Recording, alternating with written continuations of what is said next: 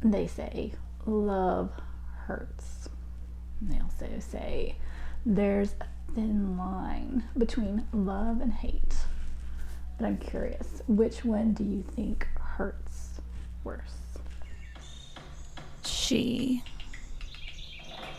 names the sky her own. Good morning and welcome to Lost for Words, where we explore great women poets. I am Sarah Woods, and we are still continuing to explore Miss Maya Angelou, or Angelou. I'm actually not sure how you say her name. I realize I might be saying it wrong. Maya Angelou is how I've always said it, but I think it actually might be Maya Angelou. No, correct me. I'm not sure. I need to go find a video where she's saying it herself so I can hear how it's supposed to be said. Anyway, today we're going to jump into one of her poems. It is a poem about love and hate. And we're going to sort of take a moment and rest on that thin line that they describe that rests between love and hate, and feel the push and pull and the violence that is in this little poem of hers. The name of the poem is A Kind of Love, some say, and it's on page 121. And we're just going to go ahead and dive in. I will have the poem on the screen and the description below. Here we go. Is it true the ribs can tell the kick of a beast from a lover's fist? The bruised bones recorded well the sudden shock, the hard impact. Then swollen lids, sorry eyes spoke not of lost romance, but hurt. Hate often is confused. Its limits are in zones beyond itself. And sadists will not learn that love by nature exacts a pain unequalled upon the rack. Okay. I feel like this is a poem that you don't necessarily expect from Maya Angelou. I know when I think of her, I always think of Phenomenal Woman, I Know Why the Caged Bird Sings. Like there's so many that I think of, but this is, I guess I don't normally think of violence when I think of Maya Angelou in her poetry. I feel like that was something I got quite used to with Sylvia Plath's poetry. And I felt like Sylvia Plath did such a good job of like bringing us into the feelings that she was feeling that were violent in a way where you felt like you had been through the war with her after you read the poem. It was very intense reading her poetry. And I feel like this poem has a taste of that. It gives you a little taste of a similar kind of violence. But what's interesting is, I know for myself, I haven't read through all of Sylvia Plath's journals yet, so I don't know all of her story yet and what kind of violence she may have experienced in her real life or in her relationships. But I know with Maya Angelou, that she did. She had actually experienced quite a bit of violence in her life in some of her relationships.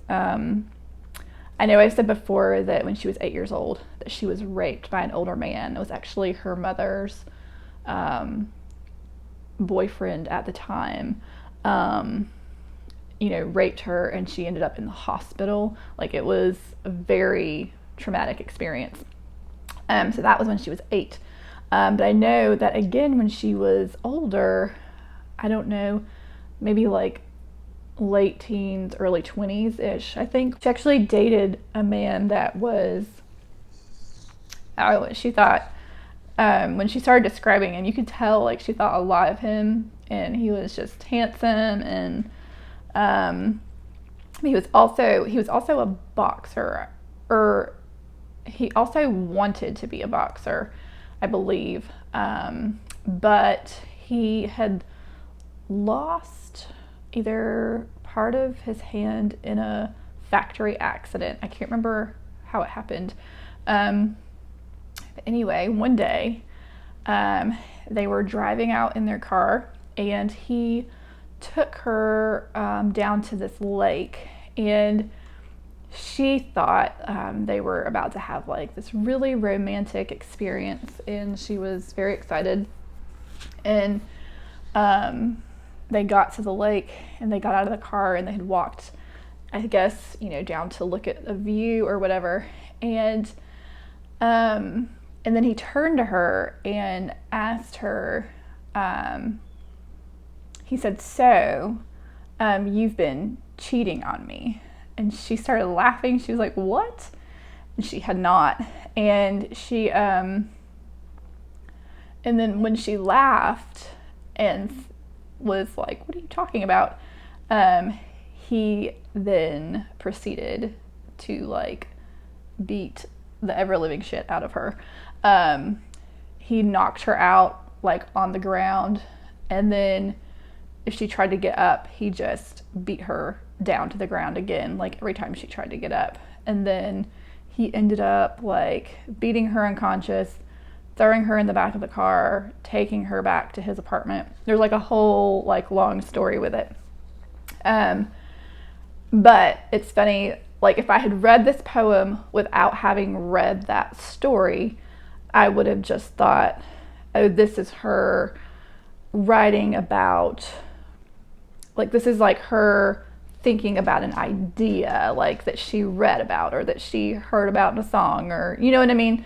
I don't think I would have read it and realized right away that she actually had lived this. And I think knowing that from her book, I can't remember which book she tells that story in. I don't remember if it was in I Know Why the Caged Bird Sings. She has some other books that she wrote about her experience of getting to know her mother, and I think it might have been in one of those books. But anyway, I really, for me, knowing that story about her makes this poem like have all the more intensity about it. And it makes me think like, I really like the first line. I feel like it's probably my favorite line. And it says, "Is it true the ribs can tell the kick of a beast from a lover's fist?" So I really like imagining, imagine your ribs and just those bones, and then imagine some beast like a horse or a mule or something with a big hoof, I don't know if you've ever been behind an animal that you thought was going to kick you, but it's quite terrifying. I have.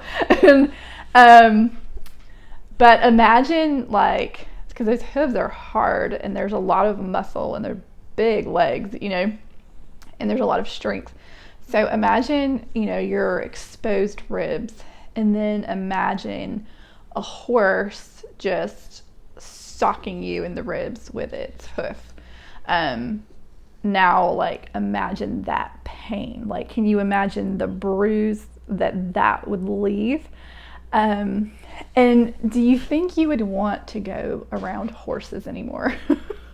I feel like, when they talk about PTSD, I would imagine that experience would leave you with a feeling of, if you ever were around a hooved animal, like a horse, or if you were ever around another horse and it triggered that memory in you, that you would immediately, the memory of that pain would probably still be in your ribs. I feel like it would still be there. So it made me think, okay, so a beast, a horse, say, if it were to kick you in the ribs, you feel like there's not really an attachment to that animal when you read this. It's just an animal, and it's, it's wild. It's done something where it's kicked you and hurt you. But I would imagine, because it's an animal, you sort of dismiss that it was trying to kill you or hurt you, or, you would probably in some ways just be like, oh, it's a wild animal. But if it was from a lover's fist, like, imagine like being in love with someone, and then imagine that person hitting you with the same fierceness as the hoof of an animal. Imagine like that a lover can't punch you with love. Like, you know what I mean? That there would have to be a change in facial expression, a change in heart towards you. There would have to be some moment of rage, I would imagine, that would cause a lover to hit someone in the ribs in a way with that same intensity and that same kind of pain. But it makes me wonder that, okay, so if you would have like PTSD from this animal that kicked you in the ribs because of the pain, like when you got around that animal, it would cause you to be like, oh, like you would be afraid to be around that animal again. It makes me think like how hard it would be to be in love again. Because if you had been in love and the person that loved you inflicted that same kind of pain on you that that animal, did or could in your ribs, the same kind of pain that being kicked in the ribs by a horse, like that's a lot of pain. Like, then it makes me wonder if every time you got around something that reminded you of that love experience, would it trigger that kind of fear or pain again? I don't know. What do you think? It says, the bruised bones recorded well, the sudden shock, the hard impact, the swollen lids, starry eyes spoke not of lost romance, but hurt. Yeah, like I think in this poem, like you can feel the like this isn't even about romance anymore. Like this has been taken to a level of like, it's not about love, it's not about romance. It is like she has just been beaten, and you can feel the shock and the swollenness of her face and the hurt.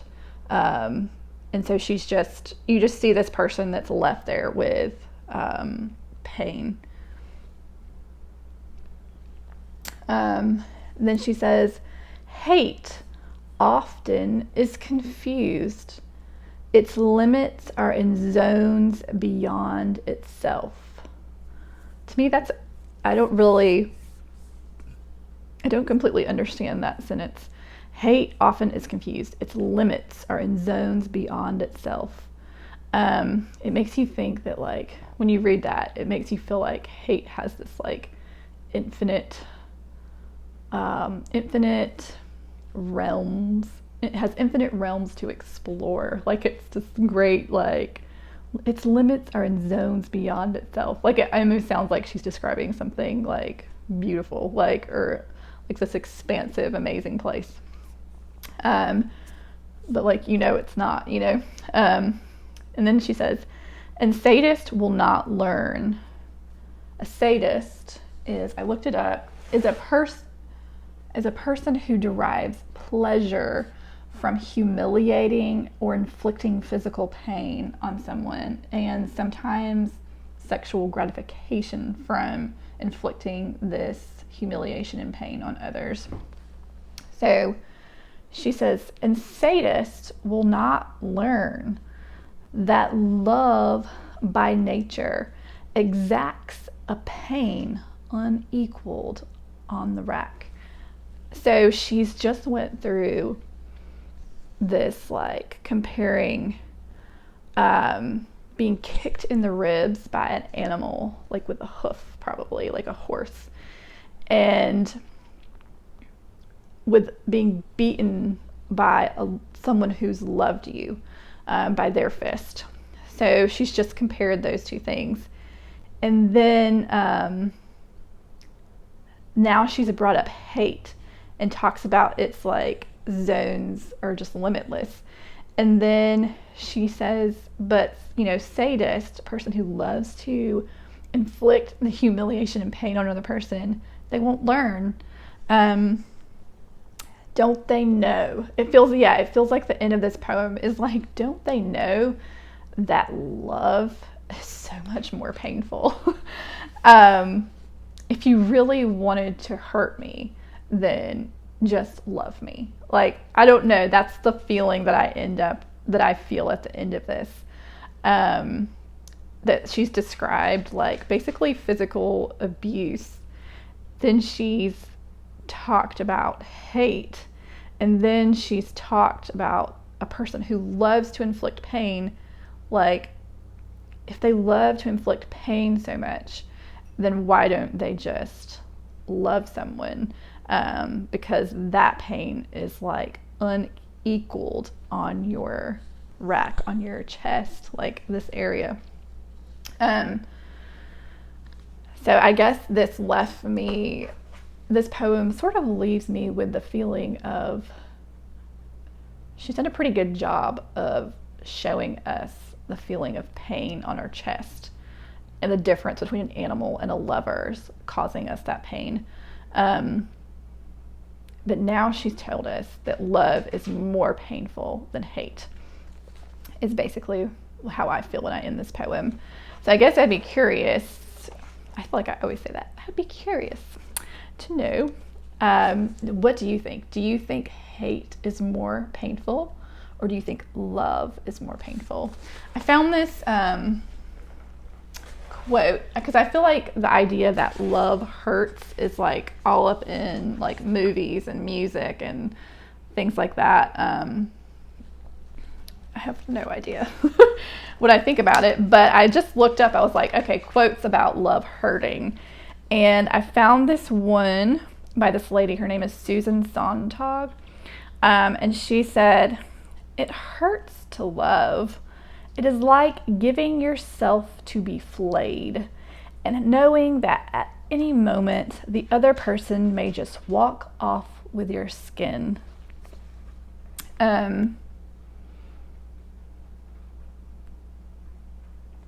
I feel like that quote describes the painfulness of vulnerability and of opening yourself up to another person. That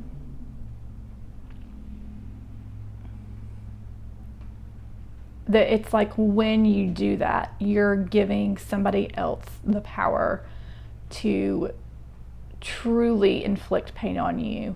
And it's, in the way Maya Angelou is describing it, is a pain that's more painful than hate.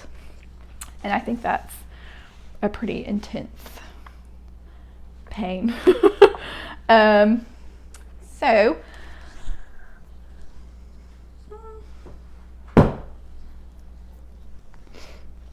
I don't know. I don't really have much else to say about that poem.